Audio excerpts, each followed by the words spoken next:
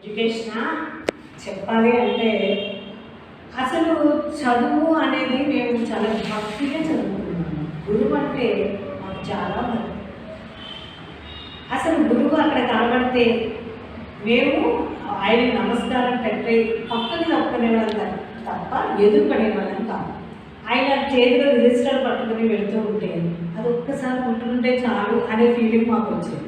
మాకు ఎవరైనా ఇచ్చారనుకోండి వెంటనే మా ఫ్రెండ్స్ నాకు నాకు నాకు ఇస్తారు, నాకు ఎప్పుడు ఇస్తారని ఎదురు చూసేది. అలాగా మేము మా టీచర్స్ని చాలా ప్రేమించేవాళ్ళం, వాళ్ళు మమ్మల్ని ప్రేమించేవాళ్ళం. అలానే తిట్టకుండా లేరు, కొట్టకుండా లేరు. కొట్టడం తిట్టడం లేకపోతే చదువున్నారు. అలానే మీకు పాల్గొట్టేలా కొట్టడం కాదు, జనరల్గా చాలా మోటివేషన్ చేసేవాళ్ళు. లేదు అంటే ఒక్క దెబ్బ వేసేవారు, అది కూడా మగ పిల్లలే, ఆడపిల్లలు కొట్టేవాళ్ళు కాదు. వాళ్ళని ఒక దెబ్బగానే ఈ ఆడపిల్లలందరూ అటెన్షన్గా వచ్చేవాళ్ళు. కారణం ఏంటి అంటే అది తప్పు అనేది, ఇది తప్పు అని వాళ్ళు చెప్పేవాళ్ళు.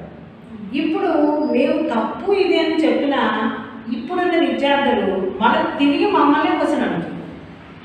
ఎక్కడైనా కనపడితే విష్ చేయాలి. ఇక్కడ ఇప్పుడు వాళ్ళ యొక్క జనరేషన్ చెప్తున్నా మమ్మల్ని చూసి పక్క సందులోకి వెళ్ళిపోతుంది. అసలు మేము ఏమిటి అనేది వాళ్ళకి తెలియదు. ఒక నిలబడి ఒక చేతులు కట్టుకుని లేకపోతే నమస్కరించి ఒక్క మాట మాట్లాడండి. క్లాస్లో లెసన్ జరుగుతుంటే మేము కళ్ళు ఉపయోగించి ఏం చెప్తారా అని వినేవాళ్ళం మా చిన్నప్పుడు. ఇప్పుడు మేము చెప్తుంటే లెసన్ ఎప్పుడు పోతుందా ఏడా అనే స్థితికి వచ్చారు ఇప్పుడు ఎడ్యుకేషన్. కాబట్టి దయచేసి విద్యార్థులు నేను చెప్పేది ఏంటి అంటే మీరు ఎంత చదివినా క్లాస్లో విన్నదే మీకు వంట పడుతుంది.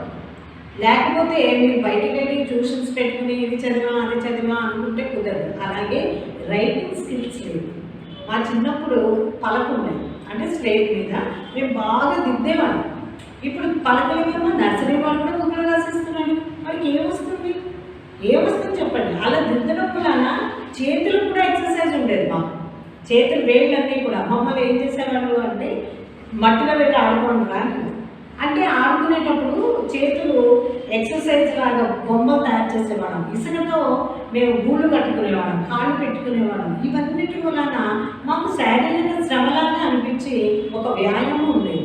ఇప్పుడు ఎవరినైనా మట్టిలో ఆడుకోమని నాలాంటి ముసలి అందనుకోండి వెంటనే వాళ్ళందరూ అయ్యో వేళ్ళల్లోకి మట్టి అయిపోతుంది, లేదు అంటే కనుక వాడు పాడైపోతాడు, నల్లగా అయిపోతాడు, ఎన్నాడు మనం దాస్తాం మన పిల్లల్ని. కాబట్టి ఇవన్నీ కూడా మైనస్ పాయింట్స్ ఇప్పుడు ఉన్నాయి. ఈ జనరేషన్లో ఇవన్నీ ఉన్నాయి. వాళ్ళు బయటికి వెళ్తే తప్పు, కూర్చుంటే తప్పు, నడిస్తే తప్పు, వాళ్ళ వెనకాల పేరెంట్స్ మమ్మల్ని స్వేచ్ఛగా వదిలారు. ప్లస్ మనం గాలిపటంలో ఎదుగుతూ ఉంటే ఎక్కడ అఫా చేయాలో వాళ్ళకి తెలుసు, వెంటనే అఫా చేస్తారు. ఇప్పుడు అలా కాదు, అడుగడుగునా అయ్యో పడిపోతావు అని చిన్నప్పటి నుంచి వాళ్ళు నడవనివ్వరు, కూర్చొనివ్వరు, నవ్వనివ్వరు. వద్దురా ఎక్కువ నవ్వుకురా అంటారు. నవ్వుతే చాలా మంచిదనే విషయం ఇప్పుడు తల్లిదండ్రులు తెలవట్లేదు. అల్లరి ఎక్కువ చేసేస్తారు. అల్లరి చేయకపోతే ఎలా చేస్తారు? మా పిల్లలే చేస్తారా, మనం చేస్తామా? మేము ఓడితే అలా చేసేవాళ్ళం. మా అమ్మాయి ఇప్పుడు కొట్టేది కాదు, ఇంకా చేయమని. సాయంత్రం అయ్యాక ఎప్పుడు సాయంత్రం అవుతుంది ఇంటికి వచ్చి ఆడుకుందాం అనుకున్నాడు. 4:30 to 6 వరకు ఆడుకోవడమే. ఇప్పుడు ఆటలు ఎక్కడ ఉన్నాయి? ఆటలు అంటూ ఉంటే సెల్ ఫోన్లో ఉన్నాయి, లేదంటే టీవీలో. ఇది ఎప్పుడైతే వచ్చిందో మనం ఎక్కడికో ముందరికి వెళ్ళిపోయామనుకుంటున్నాం కదా, మనం వెనక్కే వెళ్తున్నాం. ఆ విషయం తెలవట్లేదు. ఆరోగ్య సమస్యలు 30-40 ఇయర్స్కి ఇంకా చిన్నపిల్లలకి హార్ట్ అటాక్లు అనిపిస్తున్నాయి. ఇవన్నీ చూస్తారు కదా, దీనివల్ల మనకు టెన్షన్ పెరుగుతుంది. మేము ఎక్కడ కూడా చూడం. దానివల్ల ఏమీ రావు. ఎందుకంటే ఒక సీరియల్ చూసాము, దాని గురించే ఆలోచిస్తాం. వాడు రేపు కలుస్తాడా లేదా కలవకపోయినా కలిసినా మనకి ఏం సంబంధం లేదు, కానీ మనం దాని గురించి ఆలోచిస్తాం. కాబట్టి దయచేసి తల్లిదండ్రులు ఒకటే చెప్తున్నా, ఫోన్లకు దూరంగా పెట్టండి, టీవీకి దూరంగా పెట్టండి. వాళ్ళకి కొంచెం స్వేచ్ఛనివ్వండి ఆడుకోవడానికి. సాయంత్రం ఎందుకుంది ఆడుకోవడానికి, వెన్నెల్లో ఆడుకోవాలి. ఎంత బాగుండేదో అది, ఆ ఊహే చాలా బాగా అనిపిస్తుంది. మేము మమ్మల్ని వెన్నెల్లో వదిలేసేవాడు, ఆడుకుని ఎండాకాలం మేము ఆడుకుని వచ్చేవాడు, మేమేం చేసేవాళ్ళం కదా తెచ్చుకోవాలి. కాబట్టి ఇవన్నీ కూడా మీరు గమనించుకుని అప్పటికి ఇప్పటికి ఎలా ఉంది ఏంటి, మనం ఇంకా ఏం చేయాలి పిల్లల కోసం. ఫస్ట్ నేను చేయవలసింది ఈ 2 బయట పెట్టేసాను, ఫోన్, టీవీ. ఒక 1 అవరే చూసుకోవచ్చు, పర్వాలేదు. కానీ అదే జీవితంలో ఉండడం వల్ల ఇప్పుడు నేను 6th క్లాస్ పిల్లల్ని అడిగితే ఇన్స్టా ఉంది, అది నాకు కూడా కరెక్ట్ తెలియదు. ఎంతమంది పేరు చెప్పారంటే అంతమంది పేరు ఆశ్చర్యం వేసింది. ముందర లాంటివి బయటికి రమ్మించారు. కారణం ఏంటంటే ఎరోలిన్స్, షార్ట్స్ ఇవన్నీ ఏమో చాలా చెప్తారు వాళ్ళు, నాకు తెగడం కూడా వాళ్ళే చెప్తారు. కాబట్టి ఇవన్నీ కూడా లేకపోతే మనం చాలా ముందరికి వెళ్తామని నా ఉద్దేశం. ఈనాటి పౌరులు పిల్లలే రేపటి పౌరులు అనే విషయం గమనిస్తే బాగుంటుంది. ఈ యూట్యూబ్ వీటి వల్ల మనం చెత్త తప్ప ఏమీ లేదు. ఏం నేర్చుకుంటున్నాం అనేది మనకు కూడా అర్థం కావట్లేదు. కాబట్టి దయచేసి ఫోన్కి దూరంగా ఉండండి, ఆరోగ్యంగా ఉండండి, ఆనందంగా ఉండండి, కంటి చూపులు పోగొట్టు. ఇంకొకటి మీకు టిప్ ఏంటో తెలుసా, అందరి గురించి చెప్తే మీరు ఆపిస్తారు.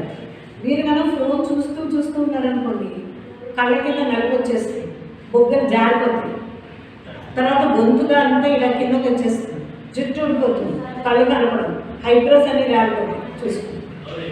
కాబట్టి ఇవన్నీ మీరు కనుక చేయగలిగితే ఫోన్ చూడకుండా ఉంటే మీరు చాలా అందంగా ఉండాలి. ఏది చెప్పిన టిప్స్ పాటిస్తే హాయిగా చదువుతారు. అంతేగాని ఇవన్నీ అందంగా లేకుండా మిమ్మల్ని ఎవరు చూడగా అది మీకే తెలుసు. కాబట్టి ఇప్పుడు జుట్టు ఎందుకు ఊడిపోతుందో మీకు అర్థమైనట్టుంది కదా. కాబట్టి మానండి, టెలిఫోన్ దగ్గరికి వెళ్ళదు, దేనికి వెళ్ళదు, దూరంగా ఉండడం నేర్చుకోండి. ఇంకొక లాస్ట్ క్వశ్చన్. ఇప్పుడు కాలంలో పిల్లలు మ్యారేజ్ అంటే లక్షలు ఖర్చు పెడుతున్నారు, డ్రెస్సులు అంటారు, అంటారు. అలానే మ్యారేజ్ ఎంత ఖర్చు పెట్టి చేసుకుంటారో చూస్తే 3 నెలలకు 1 yearకు విడాకులు తీసుకుంటారు. సో అప్పుడు ఎలా ఉండేది మ్యారేజ్ సిస్టమ్ ఎలా ఉండేది? మ్యారేజ్ సిస్టమ్ అంటే నాదే చెప్తాను. పెళ్లి చూపులకు వచ్చారు, వస్తే అది నేను పెళ్లి చూపులు అంటే నాకు కొంచెం విప్లవాలు నా లోపల